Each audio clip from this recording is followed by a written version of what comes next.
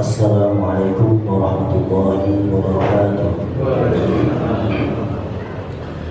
Alhamdulillahilladzi hadana lihadza wa ma kunna linahtadiya laula an hadana Allah. Asyhadu an la ilaha illallah wahdahu la syarika lah wa asyhadu anna Muhammadan abduhu wa rasuluh. Allahumma shalli wa sallim wa barik ala sayyidina wa maulana Muhammadin wa ala alihi wa sahbihi ajma'in. Subhanaka la ilma lana illa ma 'allamtana innaka antal alimul hakim wa tub 'alaina ya maulana innaka antat tawwabur rahim. Allahumma shalli wa sallim ala Muhammadin wa ala alihi wa alhamdulillahirabbil alamin. Amma ba'd. Yang kita hormati bersama beliau Saudara Haji Ali Mahmudi walau iman fi hadzal majlis. Kita doakan semoga beliau tetap sehat walafiat, diberikan panjang umur dan bisa membersamai perjuangan kita bersama. Juga yang kita hormati beliau Al-Ustaz Mulyatin, beliau Bapak Dr. Andes Muhammad Fikri, Ketua Takmir Masjid Al-Istiqomah, dan juga para pengurus takmir masjid semuanya, Bapak Ibu hadirin sekalian yang dirahmati Allah.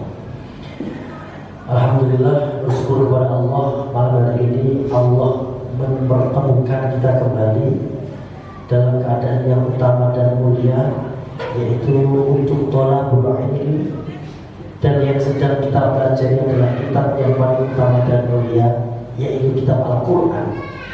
Yang kitab Al-Quran adalah mukjizat Nabi yang paling utama dan paling mulia, yaitu Nabi Muhammad SAW.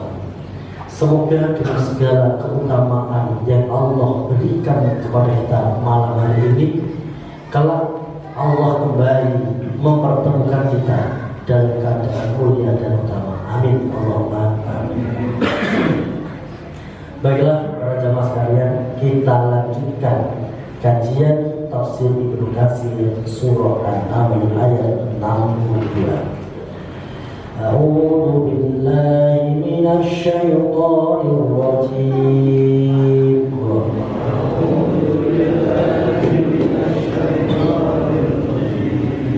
Bismillahirrahmanirrahim.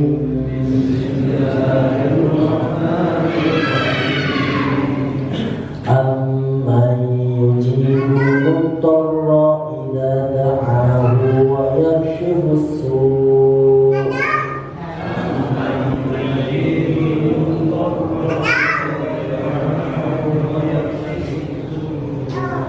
wa yakshifus su'a wa yaj'alukum khulafa'al ardh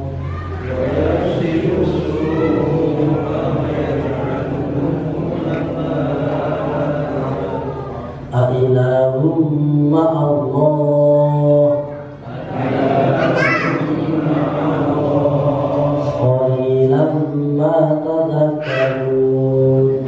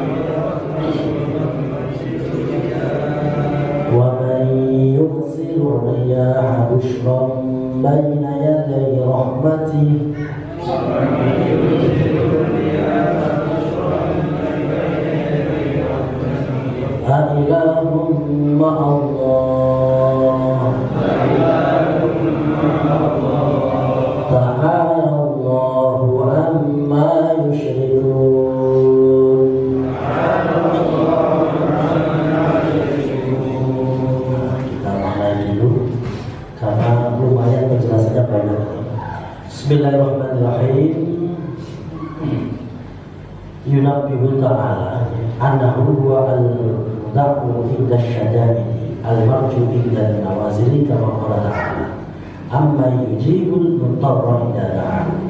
Allah Subhanahu wa ta'ala mengingatkan bahwa Allah adalah satu-satunya zat yang diseru, yang kita mintai pertolongan di saat terjadi bahaya. Jadi ketika terjadi bahaya itu orang dipaksa untuk ingat kepada Allah. Lalu sama bukan saklali wong terjadi gempa bumi mesti sing diceluk ya Allah. Terus ya Allah, ya Allah. Meskipun kalau pas lagi orang bicara ya somongannya untuk melepuk cara diri. Tapi ketika dalam keadaan bahaya, ya nyatanya yang dimintai tolong hanya Allah. Maka ayat ini aman onoto wong yujibu kang iso ngijabahi sapa man al-mutarra ing dalam keadaan kesulitan idza da'ahu nalikane ngundang sapa man hu ing man. Apakah ada selain Allah sing iso nulungi kowe di saat kesulitan? Tentu jawabannya tidak ada. La haula wala quwwata illa billah. Aiman huwa alladzi la yalji'u al-mutarra illa ilaihi. Allah itu adalah satu-satunya zat yang kita mintai keselamatan di saat kita sedang tertimpa bahaya. Terjadi banjir badan, Allah, ya Allah, selamatkan Gusti, selamatkan Gusti. Maka kita itu jangan menunggu dipaksa oleh Allah untuk mengingat Allah. Dan waladzi la yakshifu durral mutarrina siwahu. Tidak ada selain Allah yang bisa menghilangkan mara bahaya. Qala Imam Ahmad Amba'ana Affan, Amba'ana Wahid, Amba'ana Khalid al-Khudai an-Nabi Taymiyah al-Hajani ar-Rajulin may min bal Hujayb qala qultu ucap sapa ingsun ya Rasulullah, wahai Rasulullah, illa man tad'u, kepada siapa saya harus berdoa menyeru? Nabi menjawab qala ad'u ila Allah wahdahu alladzi in masaka dhurrun fada'altahu kasyafa anka. Ketika ada orang bertanya, wahai Rasulullah, kita harus berdoa kepada siapa? Meminta pertolongan siapa? Ya Nabi menjawab, ya mintalah pertolongan kepada Allah, yaitu zat yang dimintai pertolongan dalam situasi yang mencekam. Walladzi in adlalta bi ardin kufrin fada'autahu rudda alaika. Allah lah yang memberikan petunjuk kepadamu ketika kamu sedang tersesat di padang pasir yang tanpa ujung, kemudian Allah memberikan pertolongan sehingga kamu bisa keluar darinya. Ternyata jenengan kesasar nek nang nggone hutan iku ije lumayan kepenak daripada kesasar nang nggone padang pasir. Bayang wae. Nek jenengan mungkin tersesat di hutan, masih banyak yang bisa kita makan. Tumbuh-tumbuhan atau survival itu memakan apa itu ada daun-daunan, tapi nek tersesat nang nggone padang pasir terus sampe lapor. Akhirnya kan mati garing.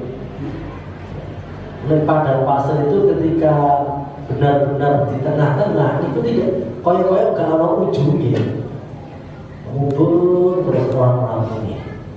Nah orang Arab itu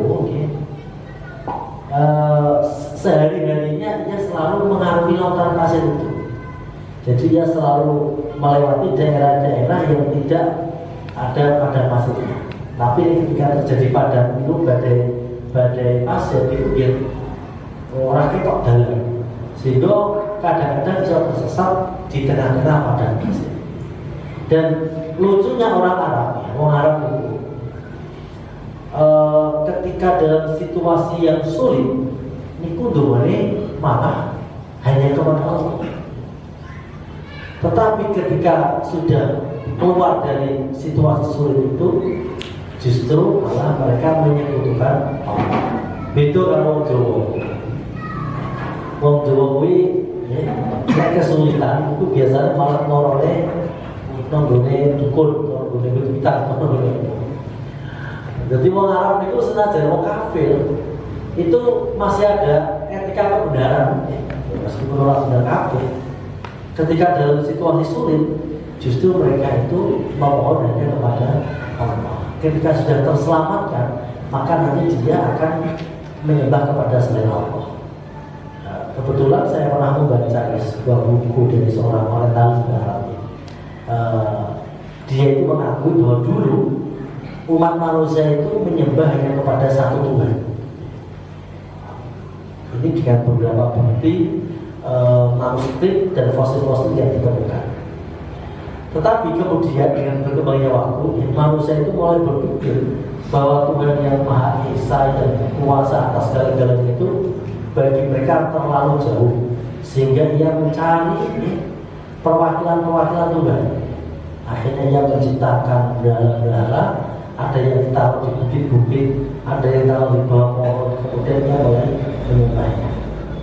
Terus juga ada penulis lagi mengatakan dulu nama-nama berhala-berhala itu seperti Lata, Uzza, Manat itu adalah nama-nama orang-orang hebat, orang-orang top, orang-orang soleh pada masa lampau.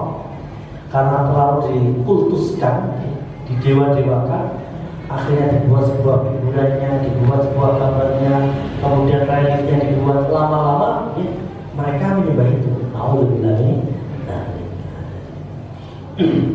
Makanya Allah ini dalam ayat ini Allah itu mengajak kita itu berpikir secara logis. Berpikir secara logis ini. Bukankah Tuhan itu sesuatu itu disebut Tuhan itu harus mempunyai sifat menciptakan. Jangan yang diciptakan. Apa hebatnya berhala? Apa hebatnya patung-patung?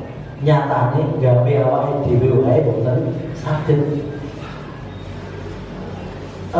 Nabi Musa suatu saat pernah berdebat kepada Firaun. Debatnya. Firaun bertanya, "Wahai Musa, siapa Tuhan?" Nabi Musa menjawab, "Rabbus samawati wal ardh." Tuhan yang menguasai langit dan bumi. Jawabannya Firaun, "Hai Musa, sak ngertiku aku melaku di mana-mana di tempat ini, orang itu menuhankan saya, nganggep pangeran itu aku. Masalah kamu mengatakan ada Tuhan di langit, akan saya buktikan, akan saya perintahkan Haman orang kepercayaan saya untuk membangun piramida. Faqala ya Haman iblis sohal ali aqadu ila ilahi Musa." Al-Quran mengabadikan seperti, "Wahai Haman, buatlah bangunan piramida yang tinggi, akan kita buktikan apakah di sana ada Tuhan yang Musa." Akhirnya Nabi Musa itu mikir, wah, kalau cara pembuktian ada Tuhan atau tidak dengan cara melihat mata Tuhan ini tidak realistis, karena Tuhan itu maha dahsyat dan tidak bisa dilihat oleh manusia. Manusia itu mempunyai retina, pandangan yang terbatas, sedangkan Allah ini maha tidak terbatas, tidak nyambung. Orang iso. Akhirnya Nabi Musa mengubah argumentasinya. Nabi Musa kemudian nggawa cara ora dalil-dalilan, tapi nganggo cara logika, teologi. Yaitu dengan mengatakan Rabbukum wa Rabbu abaikumul awwalin. Tuhanku ku yo Tuhanmu lan Tuhan-Tuhane mbah-mbahmu biyen. Bahasanya sederhana, tapi dari itu wong sadar. Akhirnya orang-orang yang berada di sekitar Fir'aun itu mikir, tak pikir-pikir bener Musa. Umpama Fir'aun iki ngaku pangeran, terus bapake Fir'aun pangerane sapa? Mbahe Fir'aun pangerane sapa? Ini kan lagi. Akhirnya orang-orang berpikir. Akhirnya setelah itu banyak orang yang beriman kepada Nabi Musa alaihi salam. Kadang-kadang seperti itu nih. kadang-kadang kita cara menjelaskan orang awam itu nganggo teori, nganggo pendekatan, itu malah menurut. Kadang-kadang cara jawabnya dengan cara logika yang sederhana. Nabi juga pernah bertanya. Suatu saat Nabi ditanya, "Hai Muhammad," karena belum beriman. Katanya saya mendengar pangeranmu kuwi mau siji. Iya. Wah, ramai pangeran mau siji. Kebutuhan kita itu banyak. Kita butuh sukses berdagang, kita butuh sukses dalam pertanian. Pangeran mau siji lah cukup. Nabi Muhammad cara menjawabnya nggak pakai dalil, tapi menggunakan logika. Akhirnya loh kan caranya mikir. Saya ini bayangin, umpama sampean duwe juragan, siji karo akeh, penak. Umpama sampean duwe juragan telu, juragan pertama ngakon sampean nyapu, juragan sing nomor loro sampean dikokon masak, juragan sing nomor telu sampean dikokon sawah. Nek sampean nglakoni perintah juragan nomor siji, berarti sampean ninggalaken perintah juragan nomor loro. Begitu seterusnya. Penak ndi duwe juragan siji karo penak. Wah, nek carane mikir ngono ya bener kan, penak duwe juragan siji. Lah iya, pangeran kuwi bosku, pangeran kuwi juraganmu. Akhirnya mikir, oh iya. Jadi begitu gitu.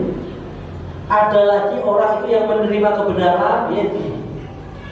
Suatu saat ada orang penyembah patung itu disembah. Tiba-tiba niku ana luwak itu apa dalan. Menclok nang dase patung. Terus dase diwiyohi. Lho niku barang kaya ngono mikir. Oh ya Allah, ya pengiran, ya Tuhanku, kan belum terima kan? Kok serendah itu dirimu? Kamu kok tidak bisa berbuat apa-apa loh? Setelah itu kok iso ngomong. Wah, jebule Tuhan juga keren. Akhirnya terus menyatakan masuk Islam. Jadi kadang-kadang maka dalil itu ada dalil secara nakli, ada akli. Dalil nakli itu dalil yang menggunakan ayat Al-Quran. Tentu kita sebagai orang Islam mengatakan yang qul huwallahu ahad, Allahus samad, lam yalid wa lam yulad wa lam yakul lahu kufuwan ahad. Tapi kadang-kadang perlu juga ada secara teologi, yaitu dalil secara akal. Seperti Nabi ketika sholat membaca surah At-Tur, am khuliqu min ghairi syai'in am humul khaliqun. Dan ada seorang delegasi Quraisy wong kafir sing jenenge Jubair bin Mut'im krungu langsung paham am khuliqu min ghairi syai'in. Hei manusa, apa menurut akal niku mungkin alam raya yang sudah wujud ini disebabkan sesuatu yang tidak wujud? Ayo mikir, alam raya ini perkara wujud barangnya ono. Apa ya mungkin penyebabnya sesuatu yang tidak ada? Apa ono teori ketiadaan menciptakan sesuatu yang ada? Akhirnya mikir, oh bener ya, orang mungkin menggulungkan atau mengira adanya alam raya ini menunjukkan ada yang menciptakan. Terus kemudian am khalaqus samawati wal ardh. Apa pengiran-pengiran sing bersembah kuwi, patung-patung kuwi sing nyiptakno langit dan bumi? Akhirnya wong mikir, ya ora. Lah patung kuwi sing gawe aku. Jangankan menciptakan langit bumi, menciptakan dirinya sendiri saja tidak bisa. Wahyu terus pikir-pikir akhirnya jadi beriman. Nah, itulah pentingnya ini di dalam kajian Islam itu disebut diroyah. Dironya itu melogikakan beberapa teori-teori dalam Islam. Jadi semua itu bisa dilogikakan. Seperti ayat lagi, aruni madza khalaqu minal ardi am lahum syirkun fis samawati. Jadi Al-Qur'an itu ngajak wong berpikir, ngajak wong itu demokratis lah. Am khuliqu aruni madza khalaqu minal ardi. Tunjukkan kepadaku apa ono sing gawe langit lan bumi sak liyane Gusti Allah. Apa pengiran-pengiranmu iku melu urun gawe langit bumi? Nyatanya yang dituhankan seperti Yesus, dia dilahirkan di bumi. Masa orang melu gawe kok melu ngakoni kan ya. Semakal kan kayak terima kan ya. Nah itu yang disebut diroya. Terus kemudian hadatsana Yunus wa ibnu Ubayd. Hadatsana Ubayd al-Hajjaji an Abi Namimah al-Hajimi an Jabir bin Salim al-Hajimi qala ataitu Rasulullah sallallahu alaihi wasallam wa huwa utabu bi syamlahi. Saya mendatangi Rasulullah pada waktu itu beliau sedang berselimut kemulan kalau selendang. Wakot wakoa hadabah ala qadamaihi. Terus selendangnya itu sampai ke gelaman kakinya beliau. Fakultu ayyukum Muhammadun Rasulullah. Fa'awma biyadihi ila nafsi fakultu ya Rasulullah ana min ahlil badiyah wa fi jifaihi fa'awsani qala la tatakirunna minal ma'rufi syai'an walau antalqa ahuka wa juga mubsito. Jadi suatu saat ya, ono tamu sowan dalamnya kanjeng Nabi Muhammad sallallahu alaihi wasallam. Saat itu kanjeng Nabi itu lebih kemulan selejak sampai apa itu namanya kedua kakinya. Kemudian tamu itu mengatakan, siapa di antara kalian yang bernama Muhammad? Karena Nabi sedang di Masjid Harakah bersama para sahabat. Dan kemudian Nabi menunjuk, ya saya. Terus orang itu mengatakan, ya, aku itu soko ahlul badiyah, mau pedalaman. Saya duweni sifat kasar. Maka berilah wasiat kepadaku agar saya menjadi orang baik. Kemudian Nabi ketika la tahtakirunna minal ma'rufi syai'an. Ojo menyepelekan kebaikan meskipun sedikit. Jangan menyepelekan kebaikan meskipun hanya sedikit. Jadi mengingkari kebaikan itu tanda kebodohan. Mau mengingkari kebaikan adalah tanda kebodohan. Tentu kebaikan yang paling baik itu apa? Ya kebaikannya pangeran.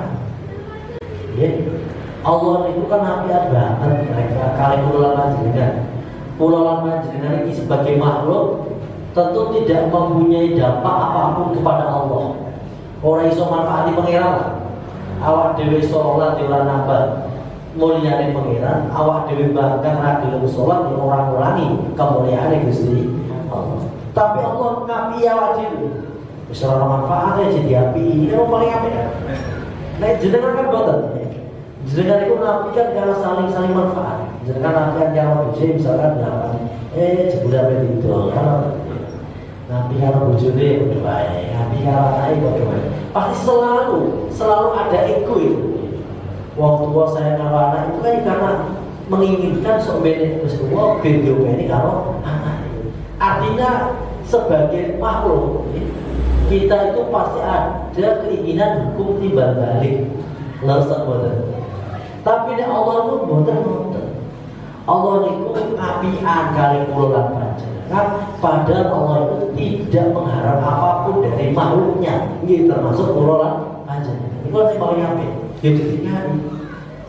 Makanya ada hadis, Innallaha la yarda 'anil 'abdi idza akala aklatan aw syariba syurbatan fayahmaduhu. Gusti Allah itu sangat ridho, seneng nek kaulane sing mangan sak puluhan utawa ngombe sak cegokan kemudian puji maring Gusti Allah. Mangan ya Allah nikmati Gusti. Untuk merasakan makan iso nikmat itu dibutuhkan sekian perangkat. Udune ya pas ora sari apa, darahe ora naik, ya ora penyakitan. Pokoknya udune memang kondisi fit. Setelah itu untuk bisa merasakan makan itu, ya saat itu tidak sedang ada bencana. Jenengan kayak iso bayang mangan sate gempa bumi. Nikmat apa boten? Nah, buatan nikmat mesti melayu. Mahal sampai lagi banjir bandang itu tinggal. Artinya kulolan panjenengan iso mangan itu luar biasa, hebat.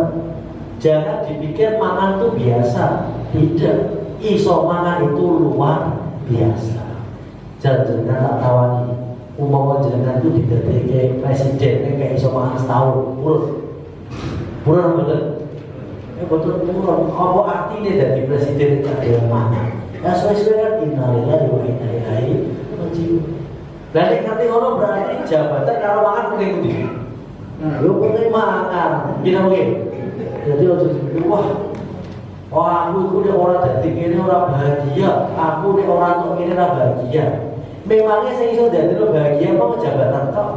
Apakah yang bisa menjadikan bahagia itu hanya harta? Nyatanya boten ya.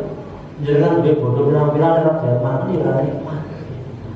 Ora dadi apa-apa nek awak sehat mangan karo sabun nikmat ribet tuwa biasa alhamdulillah. Nek kula panjenengan iku kudune pinter muji pengiran ngoten niku.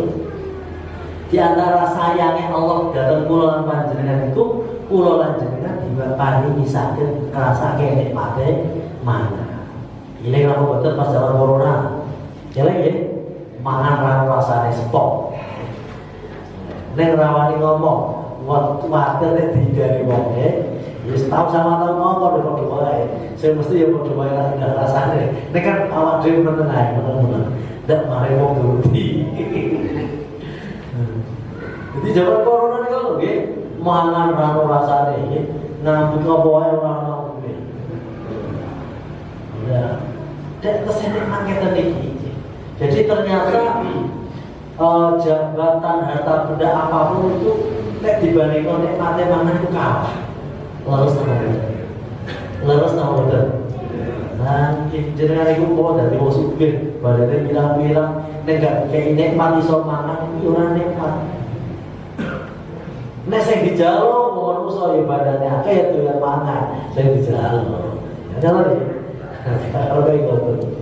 Terus kemudian kula panjenengan pinter muji pangeran. Panjenengan iku nek sebentar HP niku muji HP niku iso pirang-pirang nyeritakno kehebatan HP niku iso mati berjilid-jilid. Wah, HP niku kualitas nomone kamerane sekian-sekian, ketenangannya digoyang-goyang tetap begini, RAM-nya segini, wis pokoknya pinter. Setelah itu dikon puji Allah gak iso. Jadi kan dikon puji Allah gak iso. Isone mung ya pokoknya Allah besar. Ya itu kan ya adil kan itu ya. Allah itu begitu baik kepada kita dan ternyata kita tidak bisa memuji kepada Allah Subhanahu wa taala. Saya jenengan tak takoni. Umpama jenengan diapiki wong dalam 1 bulan dengan diapiki bendino itu diwehi duit terus selama 1 tahun. Kira-kira mudah apa boten jenengan itu mencintai orang itu? Mudah apa boten? Mudah apa boten jenengan memuji tiang itu? Lah jenengan itu diapiki pangeran yang ngene. Ya. Jenengan itu diapiki pangeran ora mung 1 tahun, 2 tahun, awet 2 hari sampai iki itu. Lho kok jenengan orang kita puji pangeran itu lek iku bareng. Jadi mulai sekarang kudu kita puji Gusti Allah. Contohnya niku niki kan contoh ya Allah alhamdulillah Gusti. Terus sakit rasake lombok pedes. Iso rasake uyah rasane asin. Iso rasake gula rasane manis. Alhamdulillah semua seneng nolong pangeran. Sering saya ceritakan dalam kitab Duratun Nasib ini kok ana cah enom sing dadi wali iku jalan senengane munggah gunung. Nah, cara orang ini sing senengane muncak niku niru niki. Lah, setiap hari itu munggah gunung. Ternyata dengan dia munggah gunung niku dia sakit ngelem karo Gusti Allah. Wis tekan dulur, alhamdulillah ya Allah, hidup saya bahagia. Orang jadi raja ora masalah, orang dari DPR rapopo. Sudah sampai puncak kita niki kula seneng matur nuwun Gusti matur nuwun. Jadi bukan masalah puncaknya itu, tapi bagaimana dia memuji kepada Gusti Allah. Sehingga diri mancing terus kan ya, mancing ya Allah. Urip nikmat itu orang kudu dadi pegawai negeri iso mancing orang sini ini rumah mati hidup ya. Oh. Jadi kadang-kadang kita itu perlu bersyukuri hal-hal kecil. Sing senengane turu dinikmati ya Allah, kula seneng Gusti saged turu. Ora penak dadi apa dari pengusaha awan-awan ra iso turu, penak dadi aku, awan-awan iso turu. Jadi dengan cara begitu jenengan bisa matur nuwun marang Gusti Allah. Pokoknya terserah jenengan sing penting jenengan itu seneng, senyum, bahagia. Wong kuwi nek bahagia akhirnya mudah syukur marang Gusti Allah. Nek wong kuwi nek sedih susah niku ora pinter syukur. Ya Allah, wong kudu duwe kabeh sing ora duwe duit aku. Ya Allah, wong kudu seneng kabeh sing ora seneng aku. Lah nek iki suwe-suwe kok akhirnya main doa pangeran. Ya, ngoten iki dhewe tidak. Makanya salah satu doa Kanjeng Nabi itu Allahumma inni a'udzubika minal husni. Ya Allah, kula nyuwun perlindungan dari segala kesusahan-kesusahan. Sebab hati susah itu dadeke ora pinter syukur marang Gusti Allah. Nek ora syukur suwe-suwe itu mesti protes karo pangeran. Padahal nopo Gusti Allah niku paling kesenangan nek ana protes. Sapa wonge sing ora rido maring takdire Allah kok gak sabar karo cobaane Allah, fakhruj min duyaya watlub robban siwaya, keluar dari bumiku dan cari Tuhan selain aku. Ya ora bakal ketemu. Ini niku maksudnya betapa marahnya Allah. Jadi wong sing sedih terlalu berlebihan itu masalah. Pasti hidupnya bermasalah. Nah, Imam Ibnu Qayyim al-Jauzi mengatakan, nek kue kepengin roh keadaanmu nang kuburan utawa nang akhirat deleng atimu. Nek atimu akeh senenge daripada susahe, berarti kue iku sok ben nomor kepenak. Nek atimu kuwi akeh sedhihe, nah itu tanda-tanda dia harus cepat-cepat bertaubat. Sebab hatiku iso dadi sedih, iku jalaran apa siji, ora pinter syukur. Isine iri, ora penak diku, penak diku. Iri terus, nyawang pokoknya uripe iku ora mapi blas. Padahal iki mangan karo Gusti Allah. Ngene apa nggih? Dhewe rezeki dan sebagainya. Terus hati dadeke napa iki resah, iku jalaran tidak benar-benar mencintai Allah. Napa wau? Tidak benar-benar mencintai Allah. Jalaluddin Rumi mengatakan hakikat cinta adalah menerima keputusan yang dicintainya. Kalau kita benar-benar mencintai Allah, ya sudah apa yang diputuskan pasti kita terima.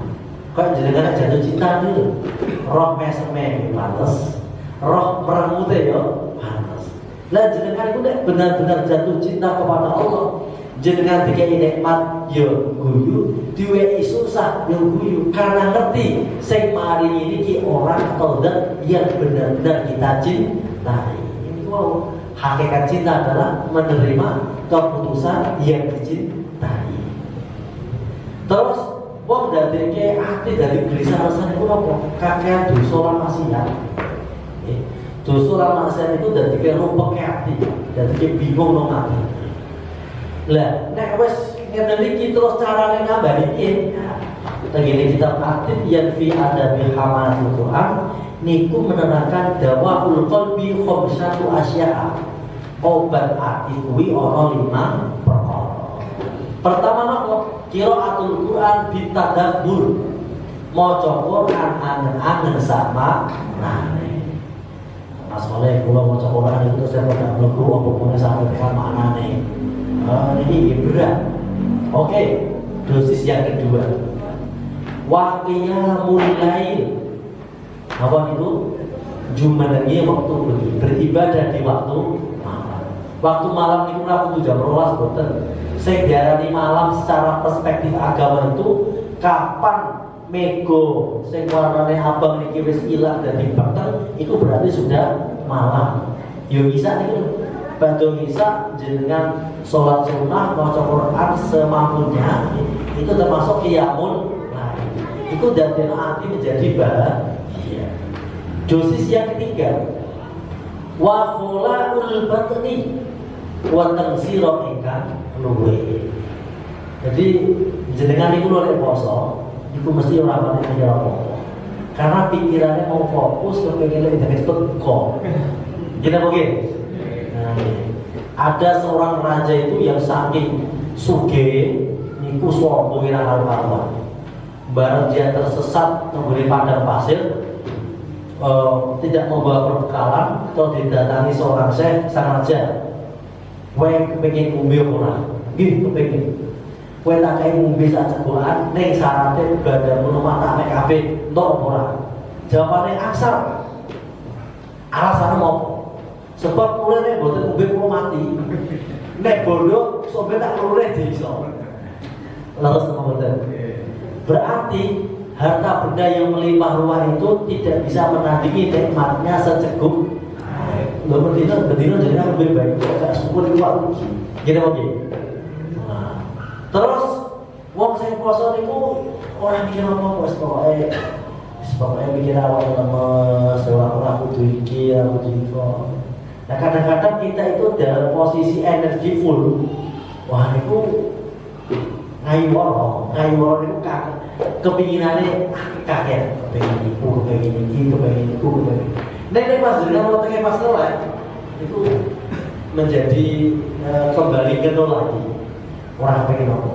Nah, jenengan kadang-kadang perlu puasa Senin Kamis, ayam rugi itu perlu. Kenapa? Kejobo niku kagene terakhir lampu. Lampu jenengan ben ora terlalu sibuk dienggo ngiling pangan terus ben pernah leren, nggih. Contoh niku dilereni sik muatane diresiki. Selain itu juga ada dampak psikologi, jenengan bisa lebih tenang di saat jenengan berpuasa. Terus yang nomor 4 dosis tombone hati, yaitu waqtadaru inda sahari, bangun lebih awal, bangun di waktu sahur. Jenengan nek tangine lebih awal, niku mesti atine bahagia. Tangi lebih awal, umpama sholat, umpama ora ya siap-siap.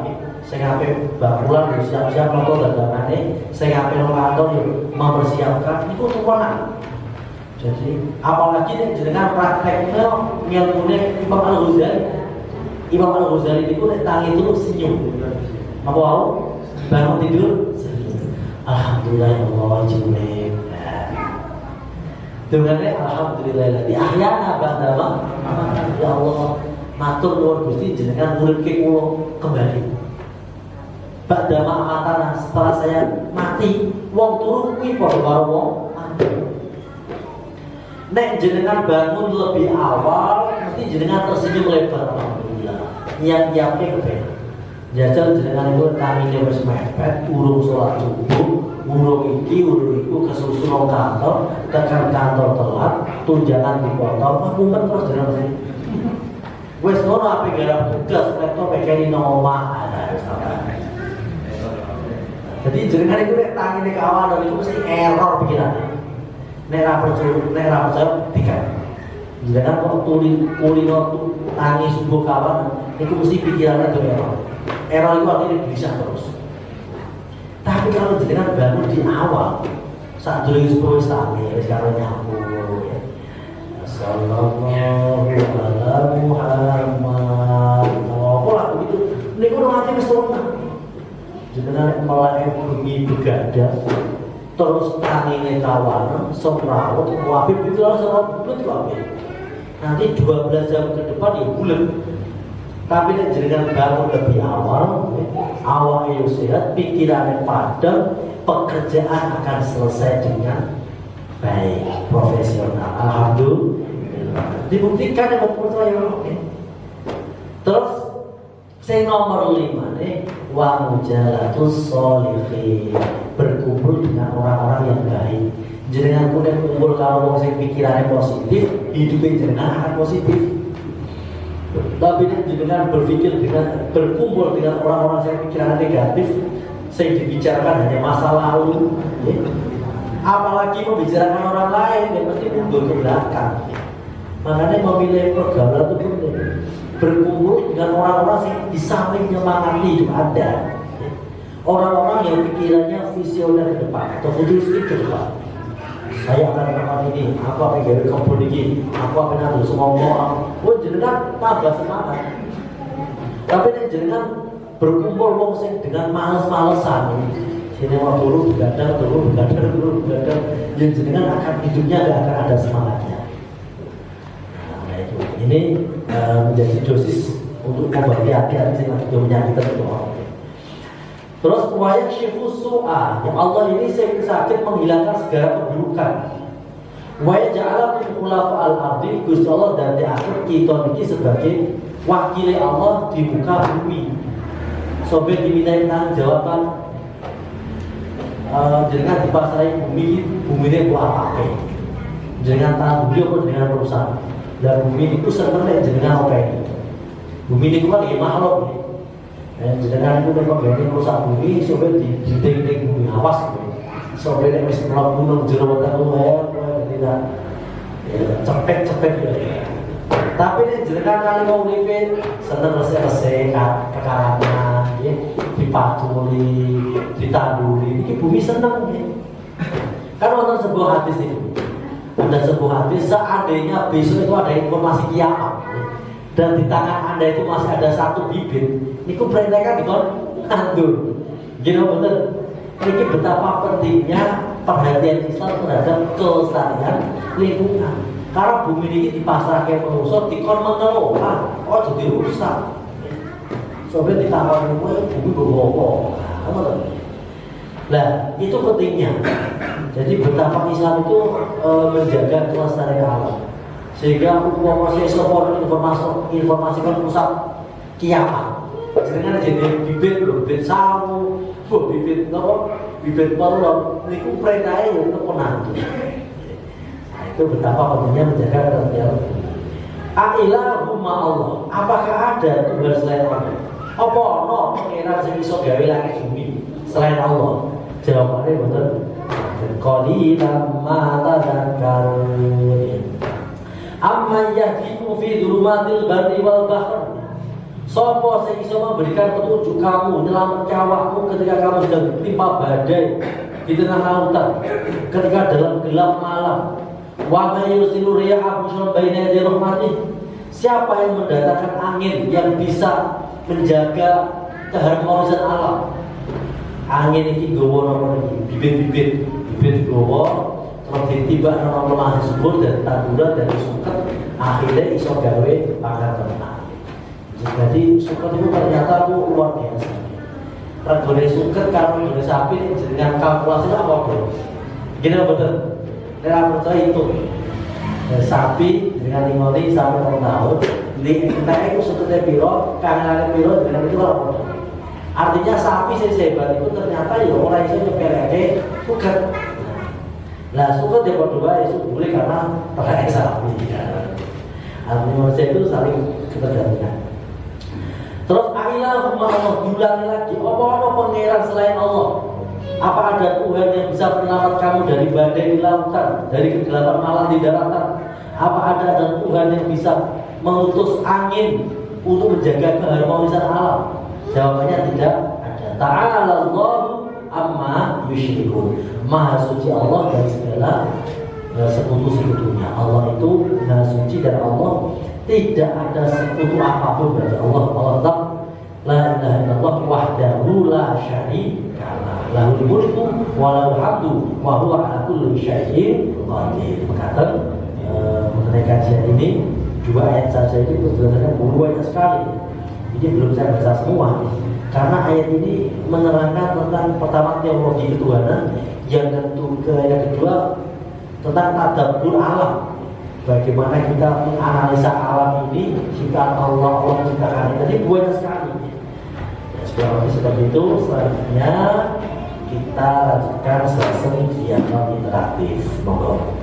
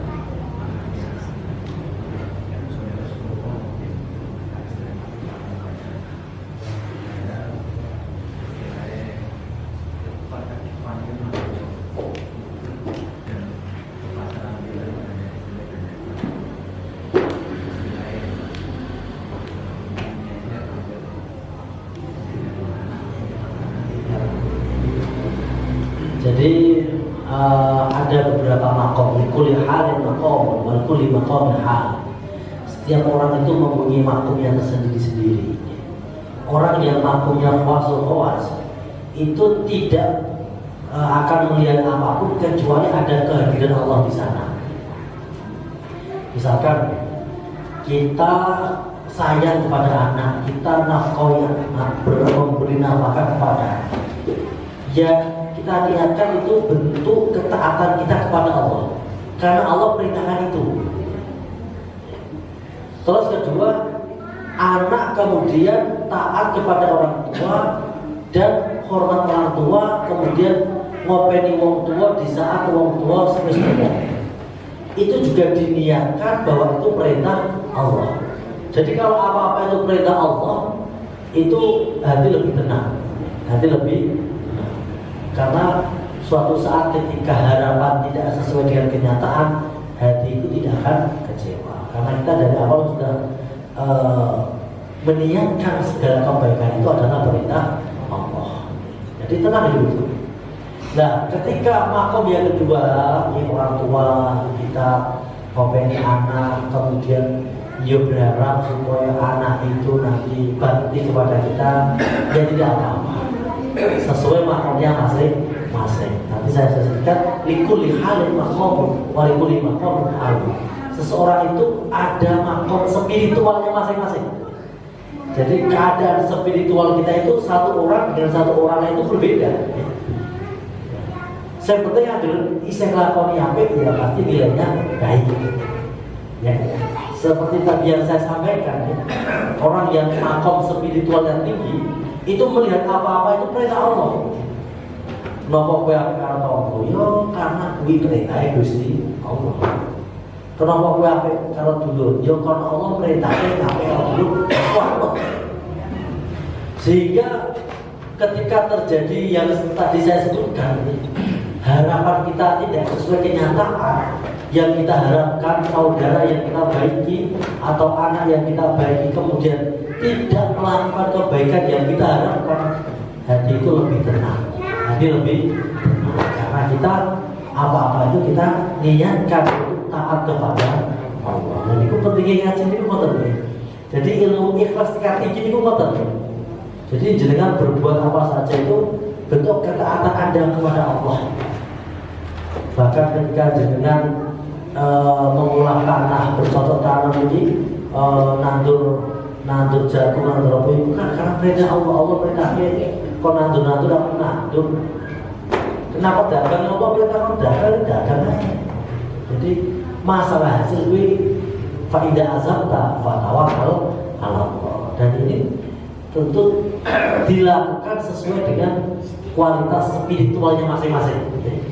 Dan kita tidak bisa main tuh, baru sampai situ. Spiritualnya itu sampai situ. Ilmu Rasulullah lagi dengan ngomong. Nanti lama kelamaan itu akan merasakan sendiri. Ada cerita unik ini cerita tentang hubungan spiritual antara hamba dengan Allah. Ya, suatu saat itu orang santri. Niku saya seneng kalau Ning itu anak kiai ini. Barang nembung karo kiai ini juga syarat. Syaratnya itu kudu iso sholat ke Masjid Nabawi selama 40 hari. Nggih, akhirnya sholat terus.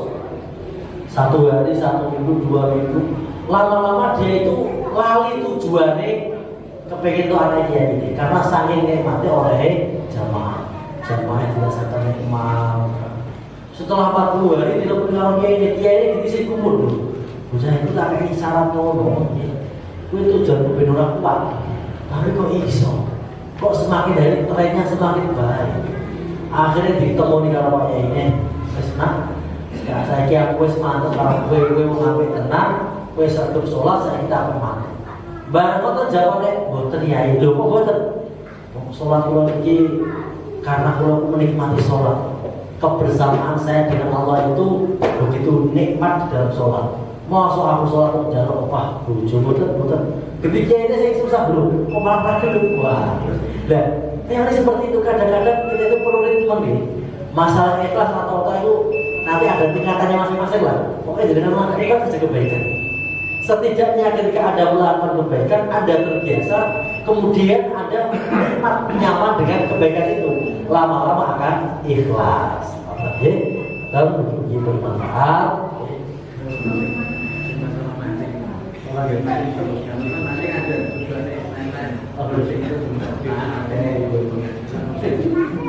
Menghindari pekerjaan rumah. Kembali kepada niatnya. Innamal a'malu binniyat. Nek sing seneng mancing tujuane ben iso syukur marang Gusti Allah untuk menghibur dirinya sendiri, nah baik. Jadi untuk dia bisa bahagia, bisa syukur itu dengan cara mancing berarti bagus. Di saat mancing, alhamdulillah Gusti, udah kok nikmati ini. Ora penak dadi PNS. Lebih dari karoan di enak ini. Berarti dengan cara seperti itu artinya bukan membahas mancingnya, aktivitas apa saja ketika Anda nikmati dengan bahagia sehingga Anda bisa merasakan apinya pangeran baik, tapi itu jadi karena menghindari pekerjaan itu deh. Innamal a'malu binniyat. Maka mugi-mugi bermanfaat. Kita akhiri. Subhanakallahumma wa bihamdika asyhadu an la ilaha illa anta astaghfiruka wa atubu ilaik. Wassalamualaikum warahmatullahi wabarakatuh.